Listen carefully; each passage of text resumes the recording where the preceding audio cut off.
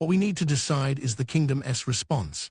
Permission to speak, please. Marquis Pespia stepped forward slightly. It's impossible to accept the Emperor's declaration. War is our only choice. The nobles became enthusiastic.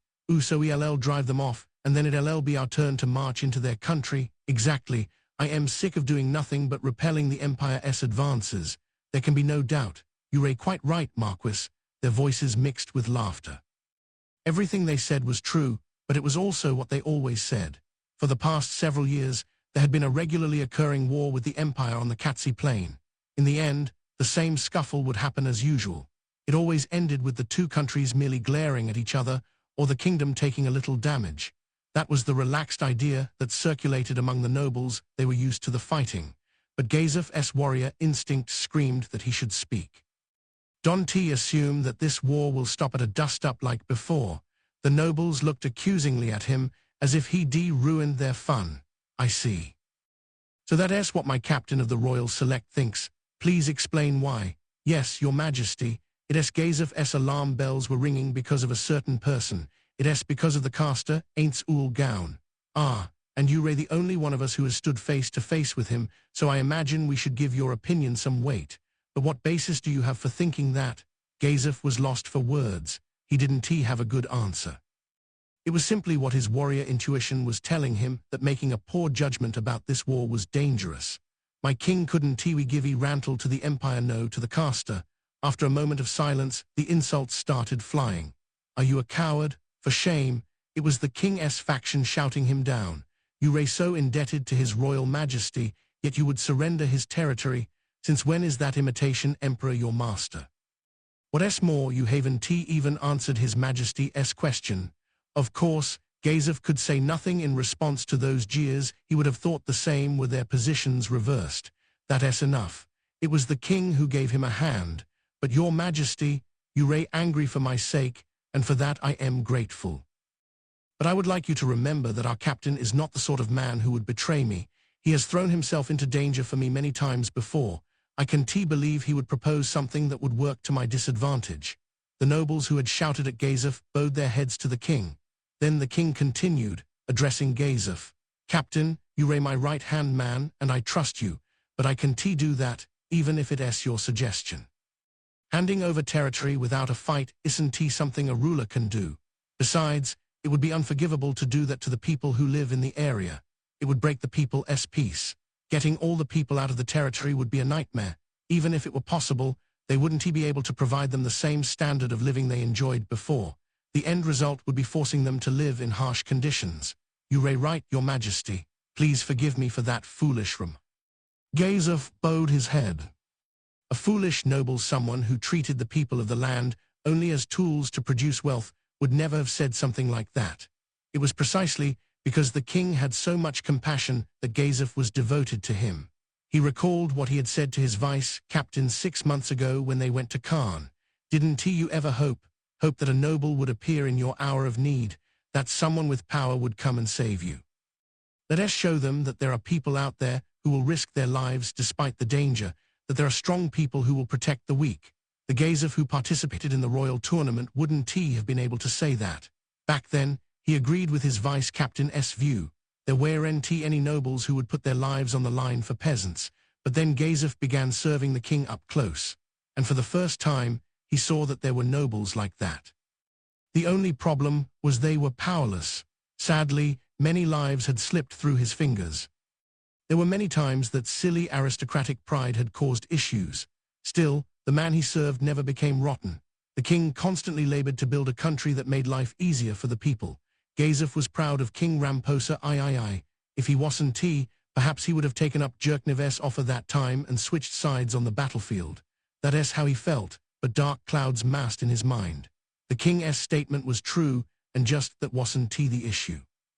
The king had always been the kind of compassionate person who treated his subjects as people, but Gazef knew there was another reason the king was using such powerful words.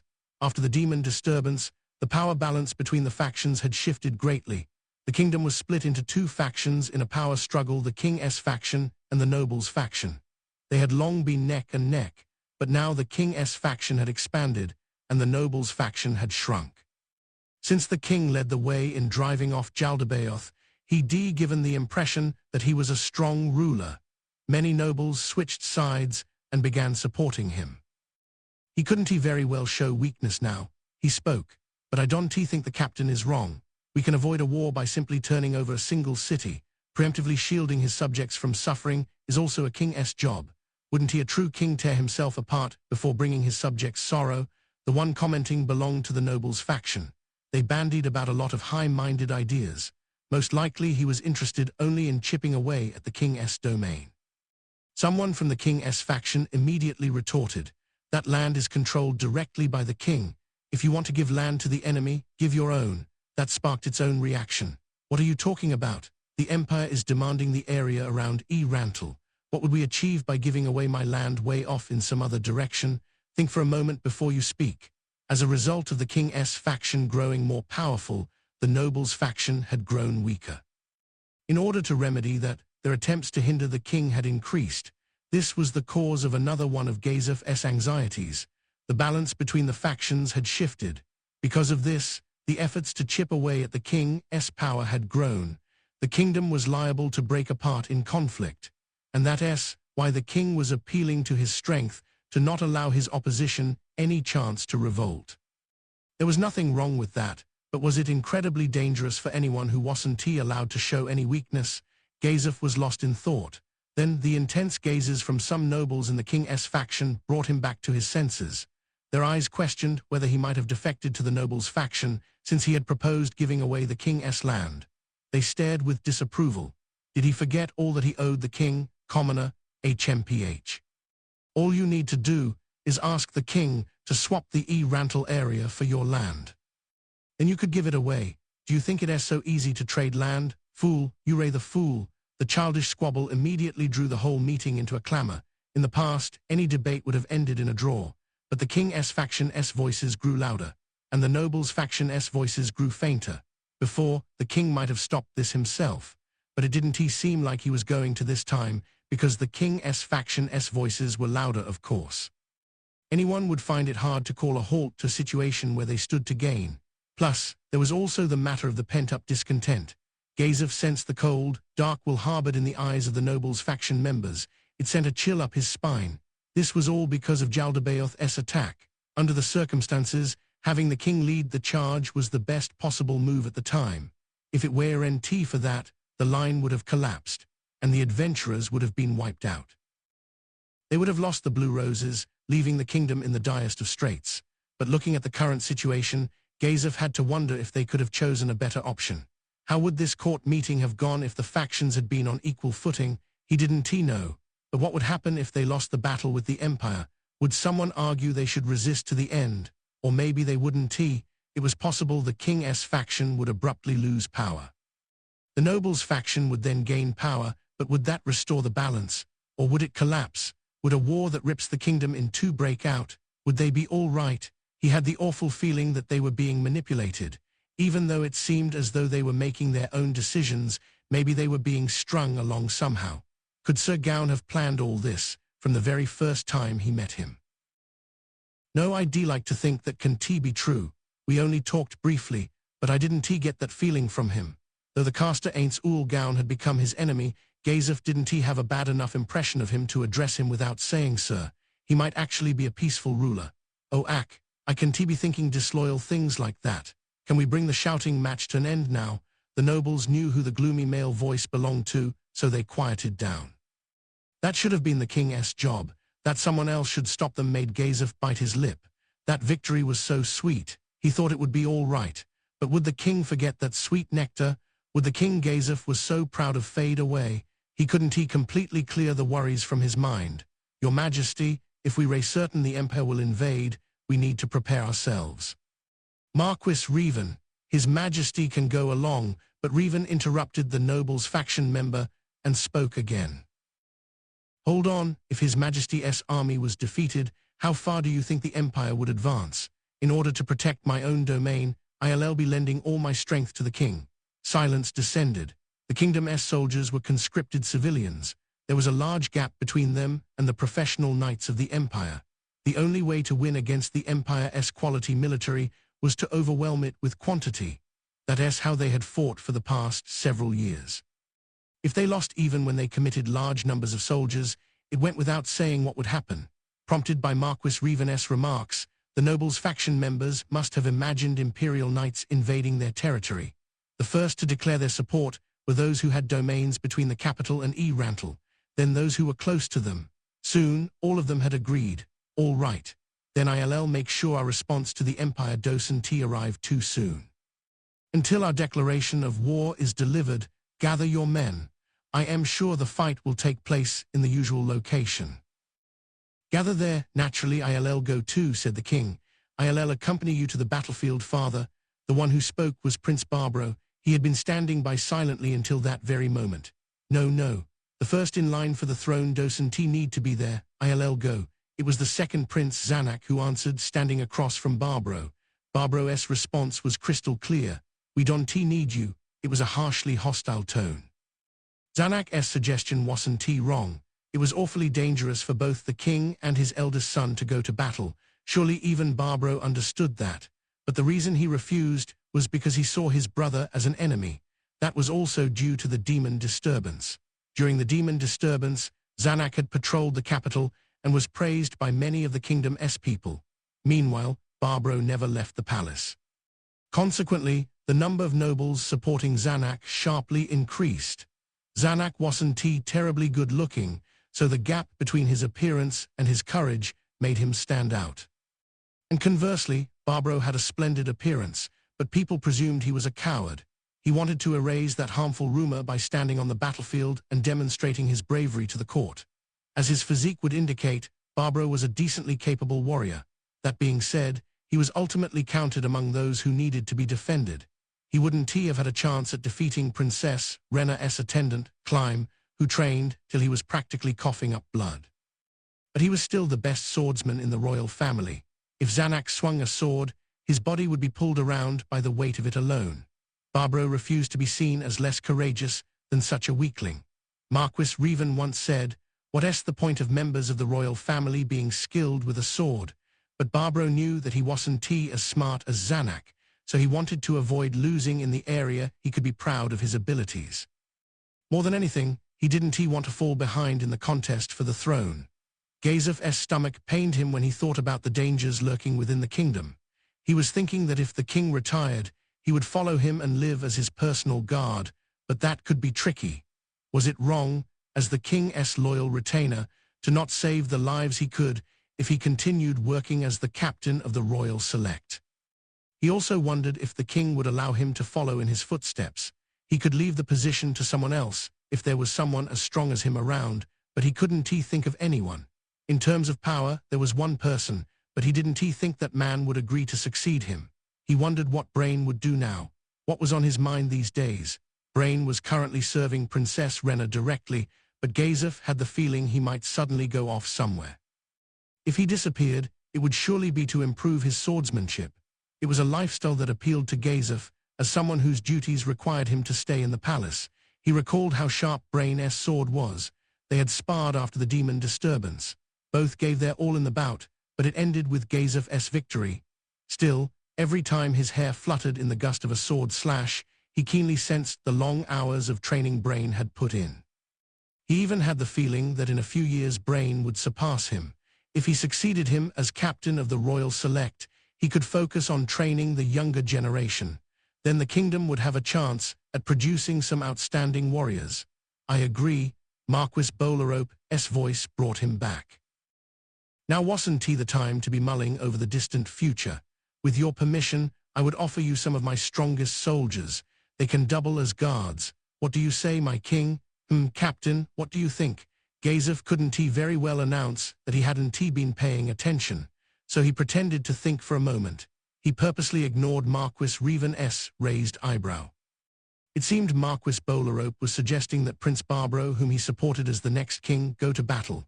But he didn't know for sure, so there was only one thing he could say. As your majesty wishes. The king nodded deeply, and Gazef felt somewhat guilty. Ah, I see that's fine, then you can come too. Yes, your majesty, I'll cut off that fake emperor's head, father, ULLC. Hearing Barbaro's energetic response, Gazef prayed the busy days to come would send his worries out the window. Marquis Revan was one of the 6 great nobles. He was more adept than anyone when it came to politics. Some might assume the office where he shrewdly exercised his abilities would be gorgeous, but in reality, it wasn't. Most people would no doubt be surprised to learn that many of the decisions that plotted the course of the kingdom were made in such a cramped little room. All the walls had bookshelves, lined with neatly organized books and labeled parchments, a testament to their owner's character. But that wasn't why the room appeared small. It was certainly one reason, but the biggest factor was hidden from view. Marquis Revan's residence was built in brick with stucco coating, like most nobles' mansions. What was special about the office then? It was like any other room in the building, except that it was surrounded by a layer of copper plate built into the walls to prevent eavesdropping, surveillance, or targeting. The room had no windows, so it felt rather cramped, but it was big enough for his purposes in a cost-performance sense, so he had to make do. Having returned from the palace, Marquis Revan went straight over to the only chair in the room, set behind his massive desk, then dropped roughly into it. It was the careless way someone who was utterly exhausted would sit. Then he covered his face. No one who saw him would think he was the most powerful great noble. He looked much more like a tired middle-aged man. When his blonde bangs drooped slightly, he pushed them out of his face. Revan leaned back in his chair and grimaced. Perhaps because he had relaxed a bit, the stress that had built up during the court meeting came bubbling up as anger. It easily hit critical mass and became a roar that echoed into the void. They were all idiots. Not a single one of them understood the situation, or if they did and they were allowing events to continue this way, that made them terrible conspirators. The kingdom was actually quite cornered. Due to the Empire's frequent harassment, all sorts of dangers were gradually piling up. The looming food shortage was one example. The only reason the massive cracks weren't visible yet was because the nobles were convinced they had to endure only until they drove away the other faction. The Empire could field professional warriors' knights, but the kingdom had nothing like that. In order to resist the Empire's invasion, they needed to round up ordinary folks and create an army of conscripts. Consequently, that left the villages short-handed for a season. The Empire understood this, naturally targeting the harvest season. It was a problem to have male work hands absent from the fields during the busiest season. Some probably thought the answer was to simply stop recruiting so many commoners. But unless the kingdom gathered several times the numbers of the imperial knights, who were disciplined combat professionals and well outfitted, their conscript army would be defeated easily. Actually, there was one time the kingdom suffered greatly because it didn't draft enough men. At the time, Gazef led a successful counterattack that managed to take out 2 of the previous 4. The fight ended with both sides hurt. Still, it could probably be counted as the kingdom's defeat, considering the resulting drop in its national power on top of all the lives lost. And yet that trash is betraying us. Those other idiots are consumed in a power struggle, and these morons are sowing discord. Marquis Blumrush, one of the 6 great nobles, was betraying the kingdom and selling intelligence to the Empire. Nobles were fighting among themselves in factions supporting the king and other nobles. The princes were competing for succession. Marquis Revan let out all his resentment as he pounded his desk. And then there's the king. He isn't a fool, and I know he isn't acting in his own interests, but how thoughtless can he be? If he doesn't turn over the throne soon, the fighting will only worsen. Princess Rena created this advantage for the king's faction, so he should have passed his authority to the next generation and been done with it. The one who suggested that the king should join the battle during the demon disturbance had been the Golden Princess, Rena. As a result, the influence of the king's faction dramatically increased. If the king had abdicated in favor of Prince Zanak right then, it probably would have gone smoothly, but this is all because he took pity on his eldest. I empathize, but what's important here? Isn't there anyone with a brain who can do a little thinking? Actually, those people existed, but most of them were already in Marquis Revan's faction. Instead of gathering all of them on his side, he wished he had strategically placed them in the other faction to manipulate it from within. He regretted his past self's mistake. He practically ripped his hair out at the fact that there didn't seem to be any smart nobles in the opposition. They were all so weak. He howled, thinking of the nobles who were no more intelligent than goblins. They could see only the food dangling in front of their eyes. But what should I do? Think. Breathing raggedly, he racked his brain. He had to think of a way to keep the kingdom going despite the ordeals that were sure to continue. First, the upcoming war with the Empire is a significant risk. Ain't Ulgaun is said to be quite powerful. We should assume we'll take at least 10,000 losses and think about where to go from there.